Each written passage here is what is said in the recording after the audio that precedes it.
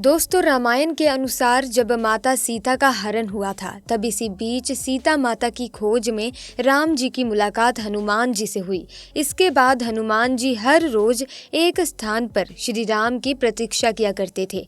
आज इस स्थान को हनुमान गढ़ी के नाम से जाना जाता है, जहां पर हनुमान जी का एक बहुत बड़ा मंदिर भी है। सबसे बड़ी बात यह है दोस्तों कि रामायण में भी आपको इस मंदिर के उल्लेख साफ साफ देखने को मिलेंगे।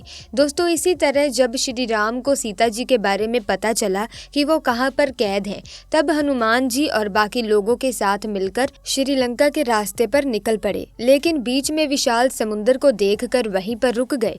उसी वक्त उनकी सेना ने चट्टानी पत्थरों पर राम का नाम लिखा और उसे पानी में फेंकने लगे। राम नाम लिखे जाने से पत्थर पानी में तैर रहे थे।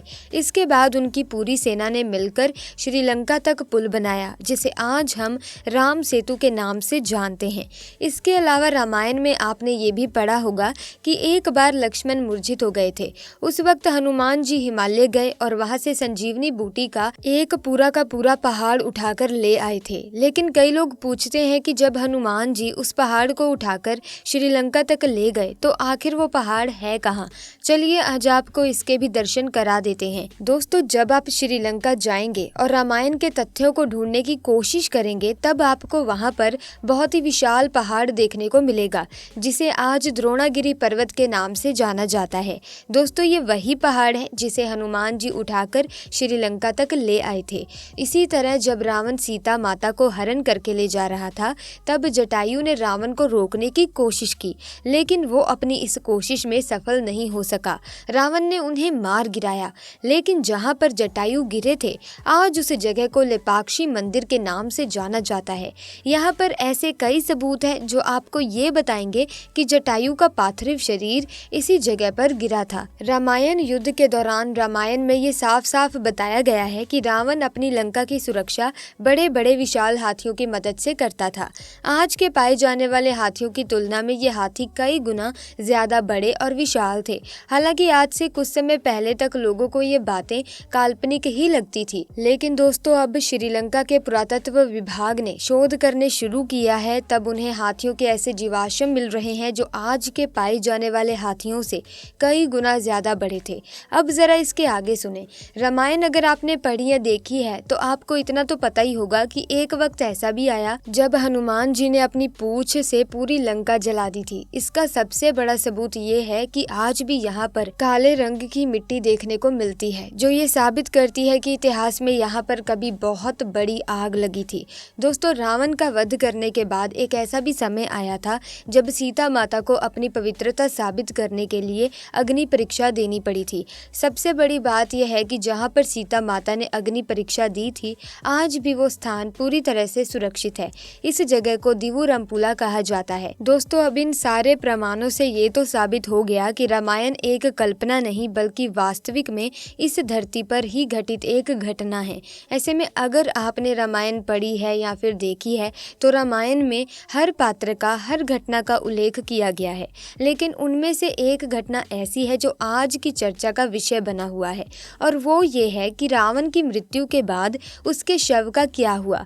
क्या उसका शव जला दिया गया या फिर रावण मरा ही नहीं बल्कि वो आज भी जिंदा है। दोस्तों, ये सवाल इसलिए पूछे जा रहे हैं क्योंकि आजकल एक बात काफी चर्चा में है कि कहा जाता है कि 10,000 साल के बाद श्रीलंका में रावण की मम्मी मिली है, और ये कहा जा रहा है कि रावण आज भी जिंदा है।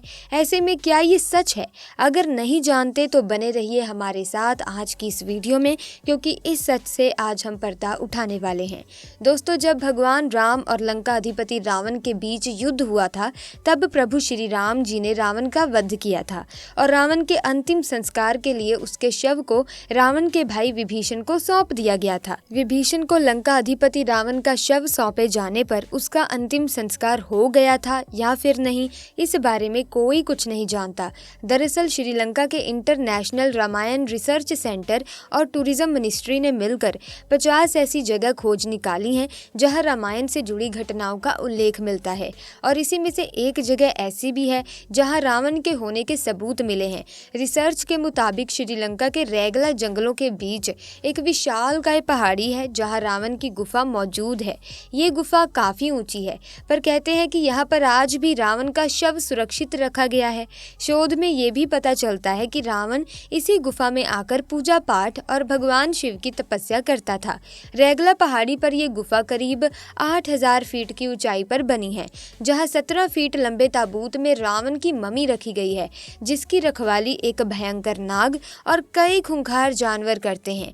लेकिन घने जंगल और खूंखार जानवरों की वजह से इस गुफा में कोई भी आज तक कदम नहीं रख पाया। रावण के मारे जाने पर राम भगवान ने विभीषण को लंका के साथ साथ रावण का शव भी सौंप दिया था, लेकिन विभीषण ने राजपाट संभालने के चक्कर में रावण के शव को बिना दाह संस्कार के ही छोड़ दिया। इसके बाद राक्षसी कबीले के लोग रावण के शव को अपने साथ ले गए। वो सब रावण को उसी गुफा में ले गए जहां रावण पूजा किया करता था। राक्षसों ने रावण को जिंदा करने की बहुत कोशिश की, लेकिन कोई भी सफलता उन्हें नहीं मिली। आखिर में उन्होंने रावण के शव को मम्मी बनाने का फैसला किया। उन्हें उम्मीद थी कि इस तरह वे जिंदा अवश्य हो जाएंगे, अभी नहीं तो भविष्य में सही। रिसर्च के मुताबिक रावण की मम्मी रेगला के जंगलों में सुरक्षित रखी गई है। कुछ लोगों का तो ये भी मानना है कि एक दिन रावण का मृतक शरीर फिर से जिंदा हो उठेगा और शायद वो कलयुग का दौर हो। रावण का शव जिस ताबूत में रखा गया है उस पर एक खास किस्म का लेप लगा हुआ है। ये भी कहा जाता है कि उस समय शैल संप्रदाय में समाधि लेने की भी परंपरा थी और रावण शैल संप्रदाय से था। कहते हैं कि इसकी वजह से ताबूत आज भी सुरक्षित है। और हो भी क्यों ना, इस ताबूत की लंबाई है 18 फीट और चौड़ाई है 5 फीट। कुछ लोगों का ये भी कहना है कि इसी ताबूत के नीचे रावण का बेशकीमती खजाना भी दबा हुआ है। दोस्तों, इसी के साथ श्रीलंका में एक ऐसी गुफा है जिसका नाम रावणास केव है। इसे रावणएला के नाम से भी जानते हैं, जो एक अंडाकार चट्टान से लगभग 25 मीटर यानी कि 82 फीट की ऊंचाई से गिरता है। रावणएला वाटरफॉल घने जंगलों के बीच स्थित है। यहाँ सीता नाम से एक पुल भी है। इसी क्षेत्र में रावण की एक गुफा भी है, क्योंकि ये गुफा श्रीलंका के एला में स्थित है, इसीलिए इसे रावणएला गुफा के नाम से भी जाना जाता है, जहाँ रावण ने कुछ साल बिताए थे। ये जगह समुद्र तल से करीब 4490 फीट की ऊंचाई पर स्थित है। ये श्रीलंका के बांद्रा विला से 11 किलोमीटर दूर है। इस झरने को देखने के लिए आज भी लाखों लोग श्रीलंका आते हैं और यहाँ पहुँचने में एक दिन का समय लगता है। गुफा तक पहुँचने का रास्ता बहुत ही कठिन है। यहाँ की सीढ़ियाँ अब काफी टूट फूट चुकी हैं। दोस्तों, कहते हैं कि रावण का महल आज भी मौजूद है, जिसमें रावण अपनी पत्नी मंदोदरी के साथ रहता था। उसके भी अवशेष यहाँ मौजूद हैं। इस महल के बारे में कहा जाता है कि इसी महल को बजरंगबली ने अपनी पूंछ के साथ जला दिया था। लंका दहन को रावण के विरुद्ध पहली बड़ी रणनीति जीत मानी जा सकती है, क्योंकि महाबली हनुमान के इस कौशल से वहाँ के सभी निवासी भयभीत होकर कहने लगे कि अगर सेवक इतना शक्तिशाली है तो स्वामी कितना ताकतवर होगा। जिस राजा की प्रजा भयभीत हो जाए दोस्तों, तो वो आधी लड़ाई तो यूं ही हार जाता है। श्रीलंका में एक ऐसी जगह भी है जहाँ कई गुफाएं हैं और सुरंगें हैं। कहा जाता है कि ये सुरंग रावण की गुफा को अंदर ही अंदर जोड़ती है।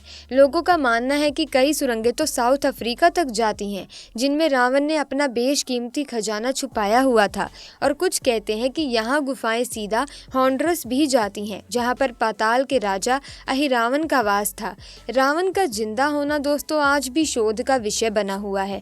इस बारे में कुछ भी कहना मुश्किल है। श्रीलंका के रिसर्च सेंटर के दावे के अनुसार ये लगता है कि शायद रावण का शरीर आज भी सही सलामत रखा गया है और ऐसा भी मुमकिन हो सकता है कि कलयुग में रावण फिर से कली पुरुष द्वारा जिंदा कर दिया जाए। तो क्या उस समय कल की अवतार, जो कि भगवान श्री हरि विष्णु के अवतार होंगे, कि उनके सामने ये चुनौती होगी कि वो कली पुरुष के साथ साथ रावण से भी युद्ध करेंगे। ऐसे में दोस्तों आप सोच सकते हैं कि कितने सारे फैक्ट्स के बुनियाद पर हम कह रहे हैं कि रावण आज भी जिंदा है, क्योंकि उसकी मम्मी आज भी उसी पहाड़ी पर सुरक्षित स्थित है। इसके बारे में आपका क्या कहना है, हमें अपने विचार कमेंट सेक्शन में जरूर दीजिएगा। इसी के साथ अगर रावण के बारे में कुछ और जानना चाहें तो रावण एक बहुत बड़ा विद्वान, राजनीतिज्ञ, सेनापति, वास्तुकला का ज्ञाता और साथ ही बहुत सारे ज्ञान विज्ञान से जुड़े ग्रंथों का ज्ञाता रावण था। अपनी सिद्धि और तपोबल के जरिए उसने अपने जीवन में बहुत सारी मायावी शक्तियां अर्जित कर ली थी, जिसकी वजह से उसे इंद्रजाल, तंत्र मंत्र, सम्मोहन और ना जाने कितने प्रकार के जादू करने के लिए वो विख्यात था। यदि संक्षिप्त रूप में कहें तो रावण एक ऐसा व्यक्ति था जो भगवान की तरह ही 64 कलाओं में निपुण था। रावण भले ही कितना बड़ा अधर्मी रहा हो, परंतु वो आरंभ काल से ही भगवान शिव की भक्ति में लीन रहा करता था और भगवान शिव को ही सबसे बड़ा मानता था। रावण को गीत संगीत से बहुत ज़्यादा प्रेम था। इसके चलते ही आपने बहुत सारे चित्र में रावण के हाथ में वीणा देखी होगी। रावण वीणा वादन किया करता था और वो इतना अच्छा वीणा बजाया करता था कि स्वर्ग लोक से देवता आकर उसके वीणा वादन को सुना करते थे। वैसे तो रावण के महल में रानीवास में हजारों रानियां रहती थी, परंतु उनका सबसे पहला विवाह दिति के पुत्र मय, जिनकी कन्या का नाम मंदोदरी था, उनसे हुआ। मंदोदरी का प्राकट्य हेमा नामक एक अप्सरा के गर्भ से हुआ था। पौराणिक इतिहास में ये भी बताया जाता है कि मंदोदरी राजस्थान के जोधपुर के पास के ही एक क्षेत्र जिसका नाम मंडौर है, वहाँ की रहने वाली थी। उनका विवाह रावण के साथ हुआ, जिसके बाद उन्होंने कई सारे पुत्रों को जन्म दिया, जिनमें से मुख्य इंद्रजीत, मदोहर, प्रहस्त, विरूपाक्ष और भीकमवीर थे। इसके अलावा रावण की बहन शूर्पणखा का विवाह भी रावण ने ही करवाया था। शूर्पणखा के पति का नाम दानवराज विदु था, जो दानवराज कालका के पुत्र थे। राम जी के द्वारा रावण का वध किया गया, लेकिन रावण एक ब्राह्मण था। हिंदू मान्यताओं के अनुसार किसी भी ब्राह्मण की हत्या करना सबसे बड़ा पाप है। इसी पाप से छुटकारा पाने के लिए राम जी ने भगवान शिव की आराधना की। शिव जी प्रकट हुए और उन्होंने राम जी से कहा कि अगर आप इस पाप से छुटकारा पाना चाहते हैं तो तुम्हें 4 शिवलिंग की पूजा करनी पड़ेगी। इसके बाद सीता माता के द्वारा रेत का शिवलिंग बनाया गया। हनुमान जी हिमालय से 2 शिवलिंग ले आए थे। वहीं राम जी ने खुद अपने हाथों से एक शिवलिंग का निर्माण किया, जो आज भी मौजूद है। इस मंदिर में आज भी राम जी के द्वारा बनाए गए शिवलिंग की पूजा होती है। इसी के साथ दोस्तों, रावण के वध के बाद राम जी ने लंका का सारा भार विभीषण के हाथों सौंप दिया था। इसके बाद विभीषण ने कलान्या नदी के करीब अपना एक महल बनवाया था, जिसका सबसे बड़ा सबूत हाल ही में मिला है। शोधकर्ताओं की एक टीम जब वहां पर जांच कर रही थी, तब वहां पर महल के बहुत सारे अवशेष मिले हैं, जो विभीषण के महल का सबूत देते हैं। तो दोस्तों, ऐसे में आज की वीडियो में बस इतना ही। इस वीडियो के बारे में आपका क्या कहना है, हमें कमेंट सेक्शन में ज़रूर बताना। साथ ही इस वीडियो को लाइक करें, शेयर करें और चैनल को सब्सक्राइब करके बेल आइकन को प्रेस करना ना भूलें। आपका बहुत बहुत धन्यवाद।